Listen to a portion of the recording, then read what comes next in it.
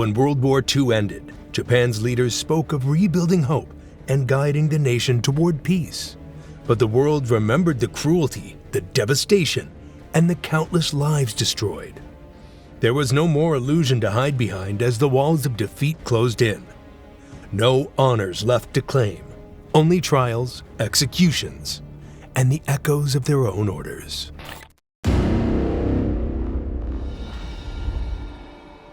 The official surrender came on the morning of August 15, 1945. Japan was holding its breath. The people had never heard their emperor's voice before. Radios were set up in homes, schools, and even on street corners so that everyone could listen. When the recording of Emperor Hirohito finally began, his words were formal and difficult to understand. But one thing was clear, that Japan was giving up. For ordinary people, the shock was overwhelming. Many broke down in tears, some collapsed to the ground, and others simply stared in silence. Families who had lost sons and fathers in battle struggled to believe that all the sacrifices had ended in surrender. Some cried with relief, thankful the bombings and hunger might finally stop. Others cried with shame, unable to accept the idea that Japan had lost. Inside government buildings and military headquarters, the reaction was different. Generals, admirals, and ministers sat stiffly in their chairs, unable to speak. They had spent years promising that Japan would never surrender, and now they were hearing the opposite from the one man whose word could not be questioned. That was the moment when Japan's ruling class began to break, and the first man to make his choice was War Minister Korechika Anami. General Korechika Anami was one of the most powerful men in Japan at the end of the war. As war minister, his voice carried enormous weight in the emperor's council. Until the very last days, he had urged Japan to continue fighting, even when defeat was obvious. He believed surrender would disgrace the nation and dishonor the soldiers who had already died. But when Emperor Hirohito made the final decision to end the war, Anami bowed to that order. Outwardly, he accepted it. Inside, he was crushed. For a Japanese officer raised in strict loyalty, surrender was not just a political act. It was a personal failure. He felt he had failed the emperor, the army, and the millions of men who had fought under his command. That night, Anami returned to his home in Tokyo. His mind was heavy with the weight of responsibility. Unlike some who blamed others or looked for excuses, Anami carried the burden himself. He sat down to write his final words, a farewell note that reflected his shame and sorrow. He apologized for not protecting the nation and for not fulfilling his duty as a soldier. After finishing his message, he put on his military uniform one last time. To him, it was important to die as a soldier, not as an ordinary man. Then he laid out a blade. Following the ancient tradition of seppuku, he drove the sword deep into his stomach and cut across. It was a brutal act, slow and agonizing. But to Anami, it was the only way to take responsibility. His aides discovered his body early the next morning. The surrender ceremony was only hours away. While government officials were preparing the documents that would officially end the war, Anami lay dead in his own home, his uniform soaked in blood. His decision set a tone for others. If the war minister himself chose death, what about the admirals and generals who had sent thousands into hopeless battles? The wave of death had begun, and one of the most famous admirals would soon follow. Admiral Takejiro Onishi was one of the most well-known men in Japan during the final year of the war. He had been the creator of the kamikaze strategy, the plan that sent young pilots on one-way missions to crash their planes into enemy ships. To the Japanese government, it had been presented as an act of honor and sacrifice. To the outside world, it was seen as desperate and brutal. And to Onishi himself, it became a heavy weight that he carried until the very end. By August 1945, more than 4,000 young men had died in these missions. Many were still teenagers, barely out of school, who had been trained only for a short time before being sent to their deaths. Families across Japan had lost sons and brothers this way. And Onishi knew that if he lived, he would have to face those grieving parents. He believed he had no right to ask for forgiveness, and no words could erase what had happened. On August 16th, just one day after General Anami's suicide, Onishi made his choice. He dressed carefully, as if preparing for a final duty. Then he placed a blade into his stomach and cut a cross in the ritual of seppuku. Unlike many other officers, however, he did not allow anyone to assist him. Tradition allowed for a second person to end the suffering quickly by cutting the throat. But Onishi refused.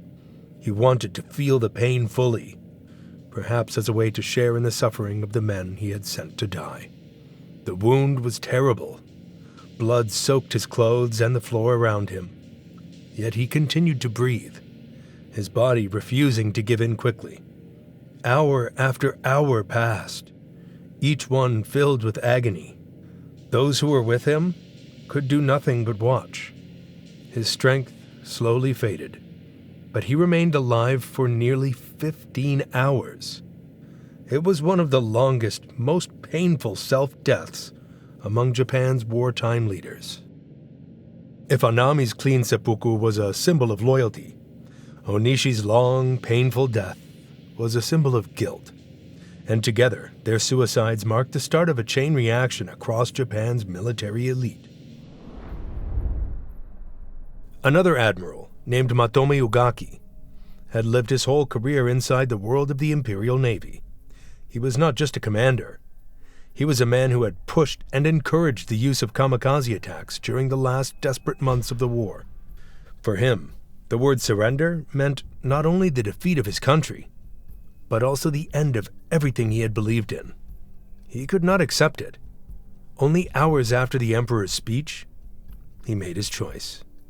He put on his uniform, gathered a small group of loyal pilots, and walked out to the airfield.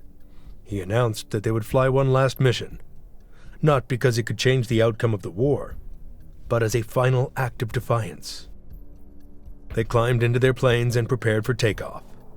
Witnesses later recalled that Ugaki seemed calm, even peaceful, as if he had already left the world behind. At dusk, the planes lifted into the sky. They carried no hope of return. It was not a military attack in the normal sense. It was a statement of refusal to live in defeat, and a way of joining the thousands of kamikaze pilots who had gone before them. Ugaki's flight was Japan's final military act of World War II. After years of fighting across oceans and islands, after millions of deaths, the last mission ended not in glory, but in silence. No one ever saw Ugaki or his men again. Their planes disappeared over the Pacific, swallowed by the night and the sea. His death tied him directly to the other leaders who also chose self-death in those final hours. But not every leader chose it. Some hesitated, and for them, the Americans were waiting. One of them was Hideki Tojo. He had been the face of Japan's war effort, serving as prime minister from 1941 to 1944, the very years when Japan attacked Pearl Harbor, invaded Southeast Asia, and launched some of the bloodiest campaigns of the Pacific War. To many Japanese, he symbolized military power and strict control. To the Allies, he was the man most responsible for dragging Asia and the Pacific into years of destruction. When the surrender was announced, Tojo knew what it meant for him personally. Unlike generals who commanded from the field, Tojo's name had been broadcast around the world. He was the shogun of the war, as newspapers called him. The Allies were determined to capture him alive and put him on trial. He stayed in his house in Setagaya, Tokyo, waiting as each day brought news of arrests and self-deaths among Japan's military leaders. For nearly a month after surrender, Tojo lived under the shadow of capture. He was no longer powerful. His neighbors whispered about him, and Allied patrols closed in on Tokyo every day. On September 11, 1945, the inevitable moment came. American soldiers moved toward his home. Tojo had prepared a small pistol, a Browning revolver, and when he saw that escape was impossible, he decided to take his own life in the way he thought was fitting for a defeated leader. He lifted the gun and shot himself in the chest. But unlike the precise sword cuts of seppuku, a pistol left less certainty. The bullet went in, but it missed his heart. Tojo fell to the floor, bleeding heavily, but alive. His plan to escape trial had failed. Within minutes, U.S. troops forced their way inside. Instead of letting him bleed to death, they called in military doctors. The very enemy he had fought to destroy was now saving his life. They bandaged his wounds, gave him blood transfusions, and rushed him to a nearby hospital. In a matter of hours, Tojo went from trying to die a soldier's death to lying weak in a bed, surrounded by foreign doctors, determined to keep him alive. The Allies, led by General Douglas MacArthur, wanted justice. The war had left tens of millions dead across Asia and the Pacific, and the men who had ordered these invasions and massacres could not simply disappear into history. The surviving leaders were rounded up and brought to Sugamo prison in Tokyo. Behind those walls, they waited for a trial unlike anything Japan had ever seen. 28 men in total were charged in what became known as the International Military Tribunal for the Far East, or simply the Tokyo Trials. These men were not just generals and admirals. They included prime ministers, diplomats, and even philosophers who had given intellectual support to the war. Among them were Hideki Tojo, Koki Hirota, General Seishiro Itagaki, and General Iwane Matsui. The trial opened in May 1946. A giant courtroom was built inside the former Japanese War Ministry building in Tokyo. 11 judges from different allied nations sat together, representing countries like the United States, China, the Soviet Union, Britain, and India. Over the next 2 years, they heard from hundreds of witnesses and examined mountains of documents, films, and photographs. Evidence of atrocities poured in. Forced labor, massacres, torture of prisoners, and the starvation of civilians. The men on trial listened in silence. Some denied responsibility. Others claimed they had only followed the emperor's will. But the evidence was overwhelming. The Tokyo trials stretched on for more than 2 years, making them one of the longest legal proceedings in history. Day after day, the courtroom exposed the dark record of Japan's war leaders. For the prisoners in Sugamo, every session of court chipped away at their defenses. They had escaped the quick deaths, but survival meant they now had to face public shame, endless judgment, and the knowledge that their fates rested in the hands of their former enemies. The judgment came on the night of December 22, 1948, and 7 of them had been sentenced to death. Just after midnight, in the early hours of December 23rd, guards came to the cells. The men knew what was coming. Their names had been written down. They were led, one by one, down the dark corridors of Sugamo prison toward the gallows. There were no swords, no chance for seppuku, no family nearby. The traditions that once gave samurai and generals a sense of honor were stripped away. This was justice under Allied authority, and it was carried out in silence and control. Tojo walked calmly, knowing this was the end of the road he had tried to escape with a bullet in 1945. For men like Kimura and Itagaki, their years of command and authority ended in the same way, reduced to prisoners, walking toward a wooden platform and a rope. Koki Hirota, the only civilian among them, faced the same fate. His years as a diplomat, once filled with negotiations and speeches, now ended in the same cold chamber as the soldiers. One by one, each man climbed the steps. The rope was placed around their necks, and the trapdoor opened. No blood-stained tatami mats, no quiet self-death notes left behind. By the time dawn approached on December 23, 1948, these 7 men were gone. Their bodies were cremated quickly, their ashes scattered at sea so no grave could become a shrine. It was a deliberate act by the Allies, ensuring that the men who had led Japan into war would not be remembered as martyrs. For the Allies, This was closure. For Japan, it was humiliation. And while these 7 swung in the prison yard, others still waited behind bars. For them, the war did not end in a sudden death, but in long, quiet years behind bars. One of the most important figures to escape execution was General Shunroku Hata. He had been one of the highest-ranking officers in the Imperial Army, commanding huge numbers of troops in China. Hata was sentenced to life in prison, but he lived on long after the war ended. In Sugamo, he was no longer a general, but a prisoner with a number instead of a title. Day after day, he lived under guard, eating plain meals and following a strict prison routine. After years of confinement, he was eventually released in the 1950s due to a wave of clemency for older prisoners. Hata lived quietly until 1962. Another man whose story took a very different turn was Mamoru Shigemitsu. He was not a soldier but a diplomat, known worldwide as the man who had stood on the deck of the USS Missouri on September 2, 1945, to sign Japan's formal surrender. At the trials, he was sentenced to 7 years in prison. Unlike many others, Shigemitsu did not remain in disgrace forever. After his release in 1950, he returned to public life. Japan was rebuilding and seeking a new place in the world, and Shigemitsu played a part in that.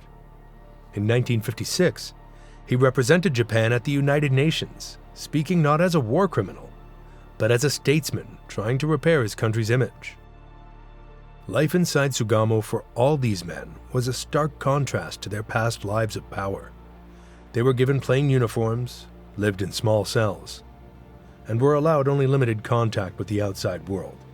Some wrote letters or kept diaries, while others spent their days in silence. Illness and age took their toll. General Hata grew weaker as the years went on. Others, like Okinori Kaya, a wartime finance minister who had also been imprisoned, eventually walked free after serving part of their sentences, and later found places in post-war Japan's government or business world. Even within the heavy walls of Sugamo prison, not every prisoner lived to see the end of the trials. Some carried poison hidden away, waiting for the moment when they could no longer bear the shame of capture. Others grew weaker from illness, their bodies giving out long before the judges could pass final judgment. General Yoshijiro Umezu was one of those who chose his own end. As the chief of the Army General Staff, he had been one of Japan's top commanders during the final years of the war. On September 2, 1945, he was the man who stood beside Foreign Minister Mamoru Shigemitsu on the deck of the USS Missouri and signed Japan's surrender papers on behalf of the Army. That image, broadcast worldwide, made him a clear target for the trials.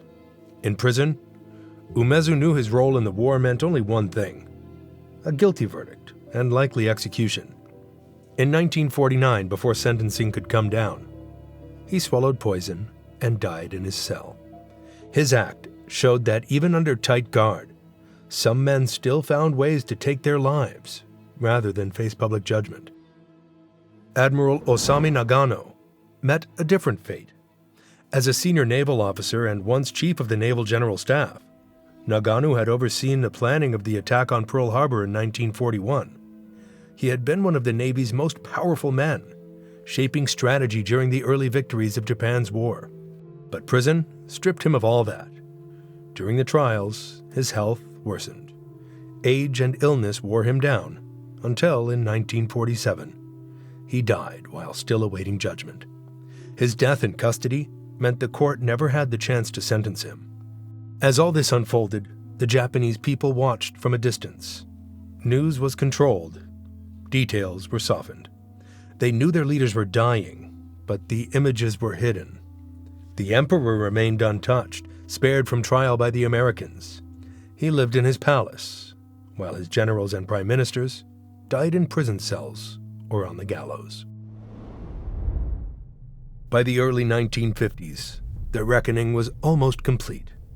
Anami's seppuku, Onishi's long agony, Ugaki's final kamikaze fight, Tojo's failed suicide and eventual hanging, Matsui's execution for Nanjing, Hirota's disgrace, Umezu's poison. All were part of the same story. It was not just the story of individuals. It was the story of a ruling class brought down in the most brutal way possible. From the night of surrender to the midnight hangings 3 years later, their last hours formed a single chain of endings.